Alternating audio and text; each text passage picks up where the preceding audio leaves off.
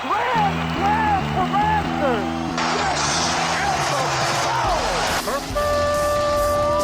It's time for Blessed to Play on EWTN Radio, uncovering the role that faith plays in the lives of sports professionals from around the country. And now, here's your host, Ron Meyer. Meyer, score! My guest today is head coach Joel Osborn. He leads the Ravens of Benedictine College in Atchison, Kansas. A head football coach in his third year at the NAIA division level. We'll talk a little bit about life on the gridiron, but how faith motivates him to be the man he is today. Coach, it's so great to have you on. I appreciate you having me on, Ron. Well, let's talk about your upbringing in Iowa. I know your dad, Mitch, who was one of the best boys basketball coach in the state's history, guided you. So you had a good mentor, not only as a father, but also to see how he coached as well. And you're a top-notch dual sport athlete, both in football and basketball. But just talk about your upbringing and being introduced to sports in general. Yeah, both my parents had a big impact on me with sports. Dad was our coach growing up and always coached us in basketball when we were little. And then he was always the head varsity basketball coach. So we were his water boy, ball boys. We would go to practice with him. And then Mom, she played college basketball at the College of St. Mary in Omaha and was a really good basketball player, averaged about 36 points a game when she's a senior in high school. So Mom would always be playing with us in the yard, and Dad was an extremely hard worker, and we definitely got it from both of our parents. Now, I know your high school football coach is a legendary coach, and you were the quarterback, so you had a high skill set at that position, which took you to playing in college. But just talk about your high school career, you both in basketball and football. And I would think at that time you knew you had some talent, and you might want to take it to the next level. Yeah, so I was fortunate to play for Hall of Fame coaches in 4 sports. Coach Kurt Blatt is a legendary coach, 44 years as the head coach in Harlan Community, 30 state semifinal appearances, 20 state championship appearances, and 12 titles.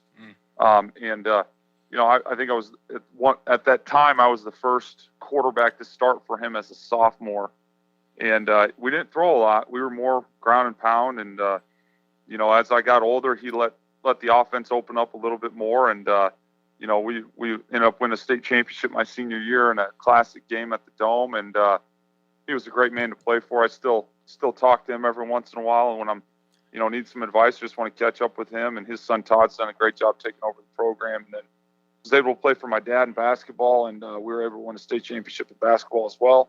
And there's quite a few of us that played multiple sports, and we were very successful our junior and senior year. Our junior year leading into those football and basketball seasons, we won a state title in track in the spring, and then we won a state title in baseball in the summer. So we won 4 in 10 months. Wow. And it was quite the run we were on. They called it the Cyclone Slam. And all 4 of our coaches are Hall of Fame coaches in the Iowa Hall of Fame. So we were very fortunate to play for those guys. Blessed to play. Ron Meyer chatting today with Joel Osborn. He's the head coach football for the Benedictine College Ravens right there in Atchison, Kansas. You're an interesting athlete, Joel, in the sense you went to Northwest Missouri State University, I should say, and you were a dual sport athlete, both in football and basketball. So just talk about that. You don't hear that much anymore, especially at the collegiate level. Playing 2 sports, but when you went in, did you just say, I'm going to handle both of these equally, or is there one sport that you focused on more?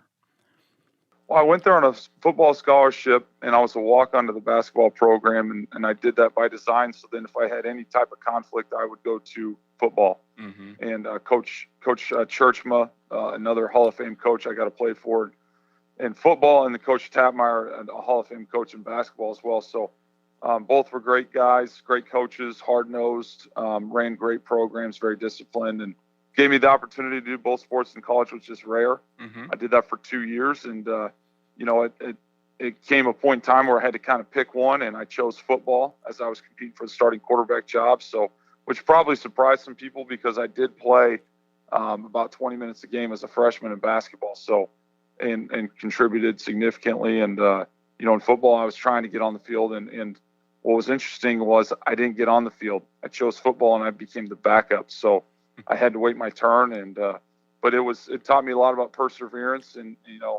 overcoming obstacles. And when you don't get what you want, you can't just run from it, that type of a deal. So it was an overall good experience for me because I'm able to relate to a lot of the players I coach now, and, I can talk to them when they're going through tough times. Well, you did quite well on the football side. As a player for the Bearcats, you were named to the 2008 MIAA Offensive Player of the Year, along with a first-team All-MIAA selection. And as a 2-year starter at quarterback, you finished with an overall record of 16-3, and you got to the big game, Joel, twice, Division II National Championship games. That's quite an accomplishment. So just talk about your evolving as a quarterback. You mentioned that you didn't throw the ball a lot in high school.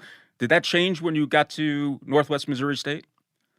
Well, it changed my senior year of high school. We started to throw it more. I broke the state passing record, and we only passed it 18 times a game. And so we were pretty explosive with our playmakers, but we definitely passed more in college.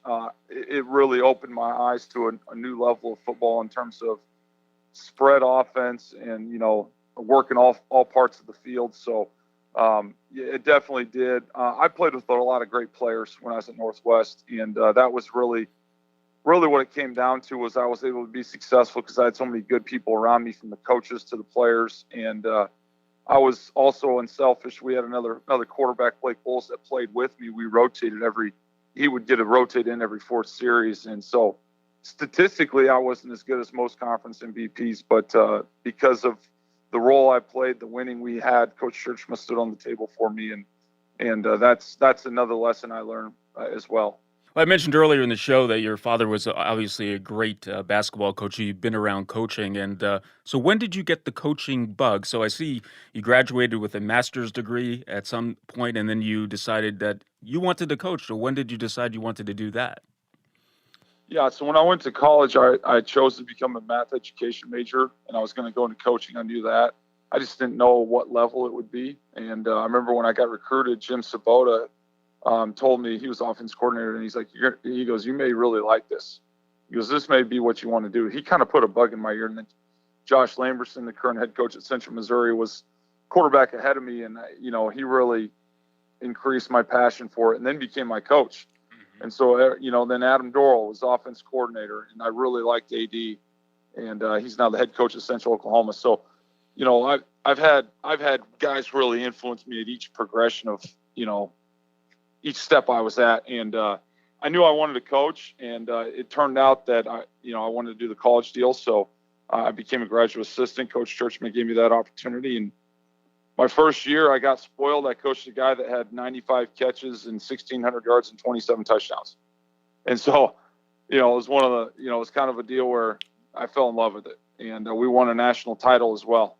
And so I got to see the rewards of working hard and your players getting what they deserve after putting in the work. So to me, there was no going back. And not everything hasn't been easy by any means, but that's why I chose to go the college route. Well, you got some great experience at Northwest Missouri State as a coach, and then an opportunity of a lifetime came to you or opened up for you.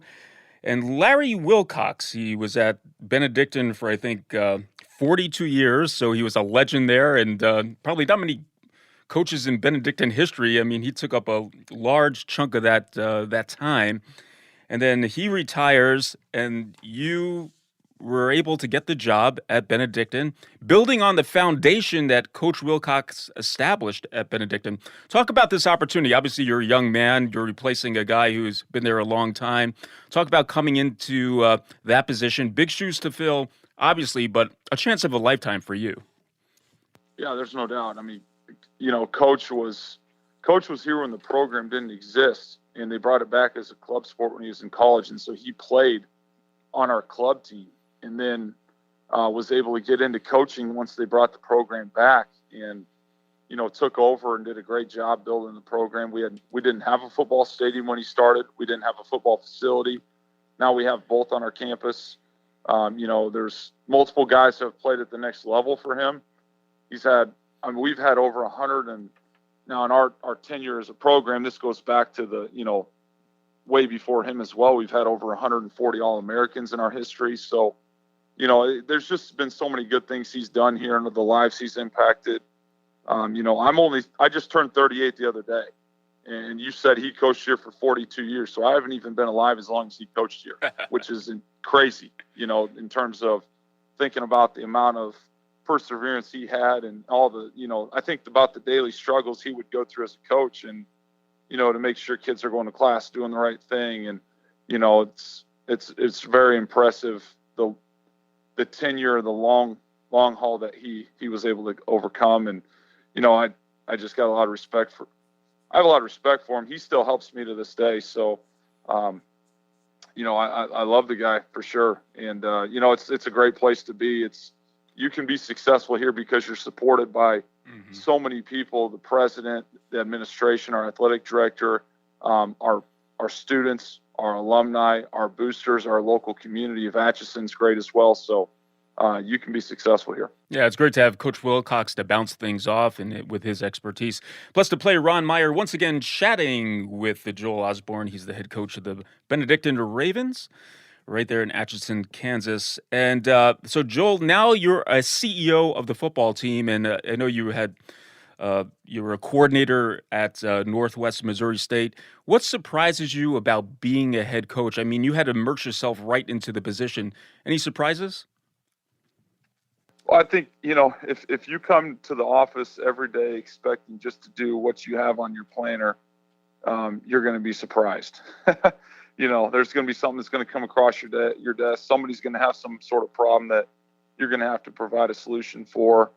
Somebody's going to, want something from you or your program. And so, the biggest thing that we talk about in our program is love and serve others. So, which means you come with the mindset of it's not about you, it's about other people, and we're here to help other people be successful and to show people that you can do this. There's ways for you to be successful. So, that's the biggest thing that I want our players to leave here. I want them to learn that, and to be able to take that and apply it to their life wherever they're going, their job, their community, their family, so their church, and that's what we try to do. All right, let's pick up on that theme, the faith theme, encouraging these kids to, be mindful of their spirituality and to grow in it.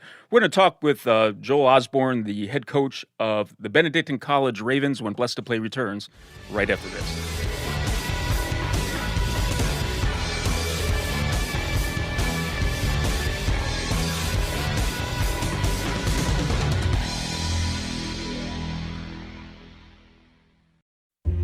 O God, creator of the universe, who extends your paternal concern over every creature and guides the events of history to the goal of salvation, we acknowledge your fatherly love when you break the resistance of mankind, and in a world torn by strife and discord, you make us ready for reconciliation. Renew for us the wonders of your mercy.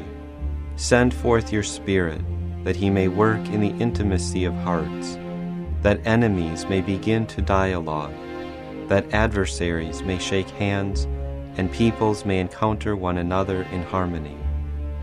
May all commit themselves to the sincere search for true peace, which will extinguish all arguments, for charity, which overcomes hatred, for pardon, which disarms revenge.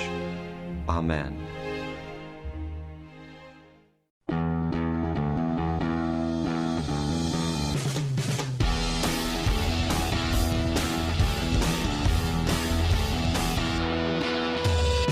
Welcome back to Blessed to Play. Ron Meyer joined today by Joel Osborn in his third season as a head football coach for the Benedictine College Ravens, an NAIA division school in Atchison, Kansas. We talked about, him coming into this position, taking over for a coach that was there for 42 years, and he is in his third season. In fact, he's in the football grind right now, so I do appreciate him making time to come on Blessed to Play.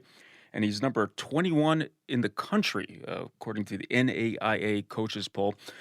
One thing I noticed about your roster is that not all these kids come from Kansas or neighboring Missouri, but they're from all over the country. So Talk about the recruiting process and how you get these kids to come to Benedictine, what you're trying to sell to them. Yeah, absolutely. So the big thing that we're in the heart of Division II country.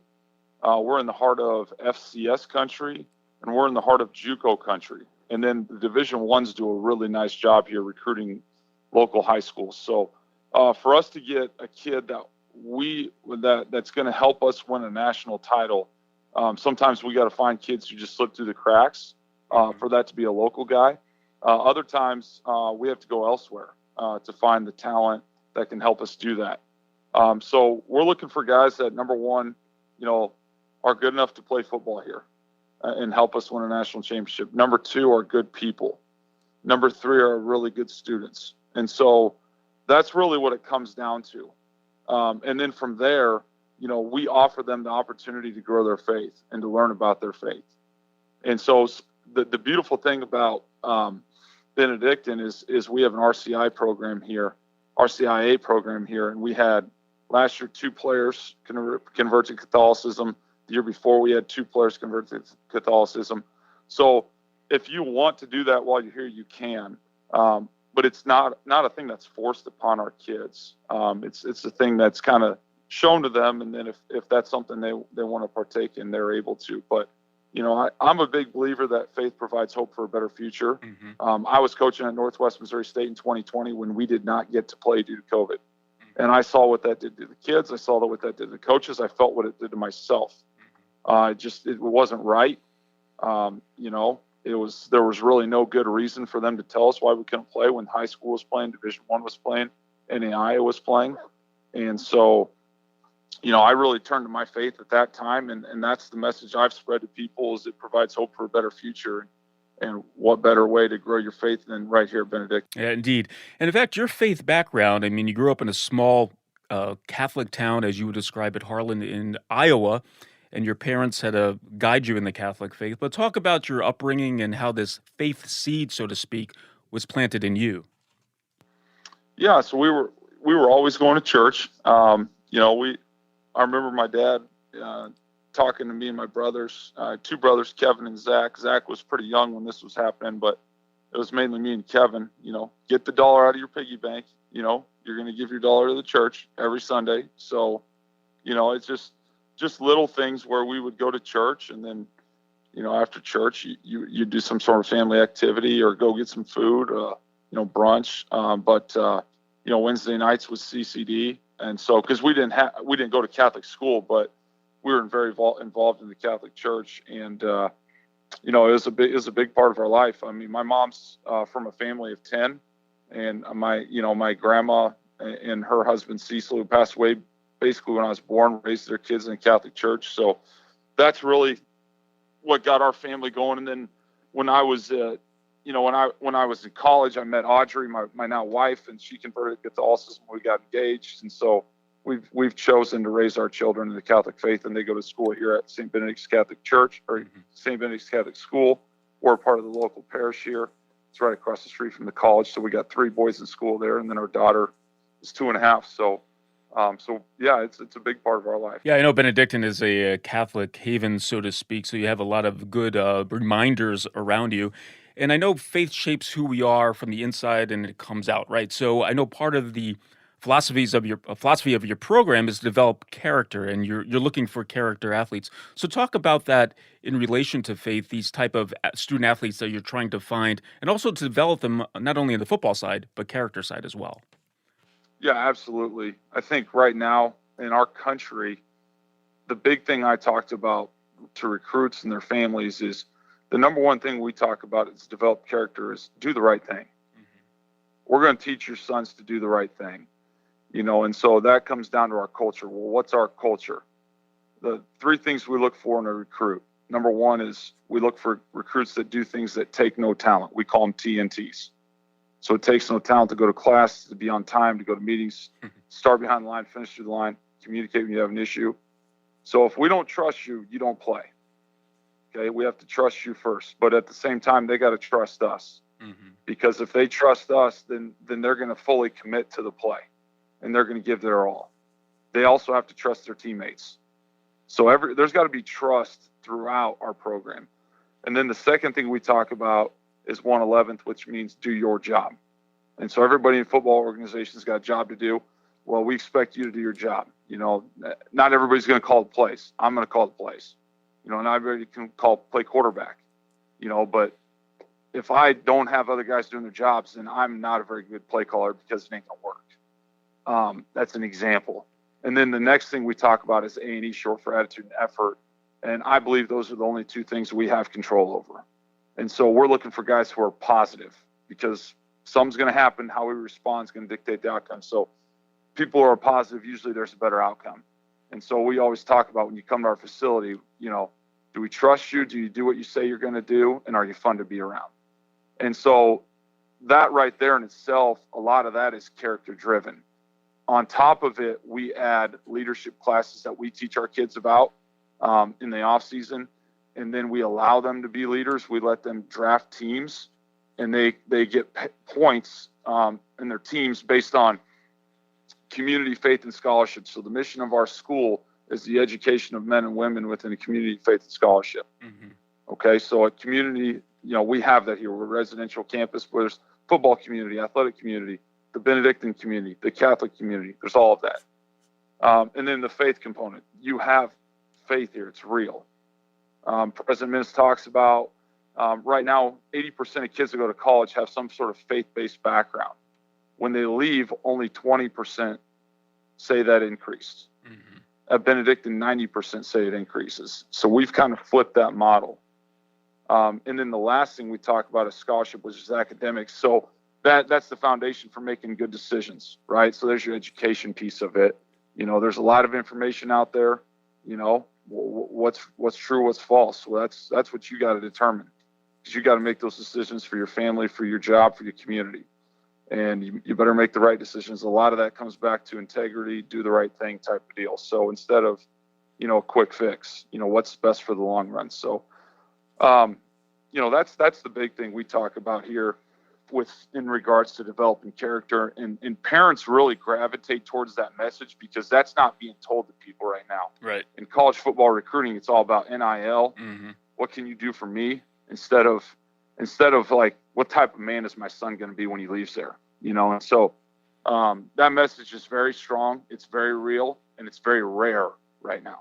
Blessed to play Ron Meyer once again chatting with Joel Osborn. He's the head football coach at Benedictine College in Atchison, Kansas. And Coach, you're only 3 years into this position, but what you're telling me is that you're going to be forming, most of your players are not going to play in the NFL, but you're forming men who are going to go out and transform the culture. And you'll be seeing the fruits of that as your tenure increases there at Benedictine. But is there any good stories that come to mind of kids who maybe had some hardship, came to Benedictine, and then changed your life around? Oh, absolutely. There's all sorts of them. I mean, so in the transition time, we had a young man that Coach Wilcox recruited named Solomon Wallace from St. Louis. Mom died in a car accident. His grandparents took him in, didn't have any money. A family adopted him, took him in when he was in high school. He went to Lutheran North High School, which is right now a powerhouse in Missouri.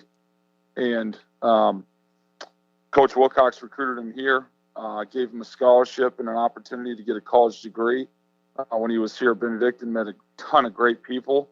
When I got here, he was in his sophomore year. So I had him his junior, the end of his sophomore year, his junior and senior year. He graduated with a degree and is now working in Kansas City for the Federal Reserve. And he did an internship in St. Louis, to end up getting that job, did an internship in Boston, met a lot of good people out there as well. And it's all because of the opportunity he was given here at Benedictine and, him being a good person and growing his faith and, really buying into what our culture is here. I mean, that's a great example of one. I mean, in my first 2 years, we have had 5 players sign professional contracts to play at a higher level. Mm-hmm. One of those played in preseason with the Eagles and the Vikings this last year, Chim Okafor. So, and he just signed with the USFL with the Michigan Panthers. So it is possible for guys to play beyond here, but the percentages tell you it's, you're not. One thing that came to mind is that from a head coaching perspective, there's highs and lows, right? You could lose a game, you prepare all week, and lose by 3 points off a game-winning field goal. You deal with the joys, too, of winning, but does your faith help to balance you out during the highs and lows of a football season? Yes. And to be honest with you, that's one of the things that's really difficult in my position, because all of a sudden Sunday, you've got to start getting ready for the next opponent, or you've got a JV game, so it's like you're so involved in your job that sometimes it takes a back seat. But it's a really, to be honest with you, it's every day. I try to do something with my faith every day, not just Sundays, and so that's something that really helps me. I do a daily devotional with my coach's Bible, and I try to do that before my day gets started, and so I will tell you, at our church here, if you don't get there 15 minutes early, you're not getting in the door. It's impressive. So when we go, we got to make sure we get there early. Yeah, sold out liturgies, that's a good thing. And I always remember what Nick Saban said, after a win or a loss, you have 24 hours to celebrate or commiserate, and then you have to get back to business and get your focus. Well, Joel Osborn has been our guest. I really appreciate what Joel's doing there at Benedictine College, because he's obviously pursuing excellence on the football field, trying to win a championship, but he's also building men of character to transform our culture, and we certainly need that today. Coach, best of luck to you. I know you're in the grind, as I mentioned before, so I hope your season comes out with much success. And thank you for taking some time to join us right here on Blessed to Play. Yeah, thanks a lot for your time, Ron. I appreciate you. Hey, Blessed to Play fans, check us out on the web at blessedtoplay.com, blessed2play.com. You can like us on Facebook, hit us up on the platform X at Blessed to Play. For head coach Joel Osborn, I'm Ron Meyer. Thanks so much for joining us right here on Blessed to Play. You've been listening to Blessed to Play with host Ron Meyer on the EWTN Global Catholic Network. If you have a question or comment about today's show, feel free to email us at info@blessedtoplay.com. That's blessed, 2, play.com. You can also connect with the show on the web at www.blessedtoplay.com. Again, that's blessed, 2, play.com. Join us again next time for Blessed to Play on the EWTN Global Catholic Network.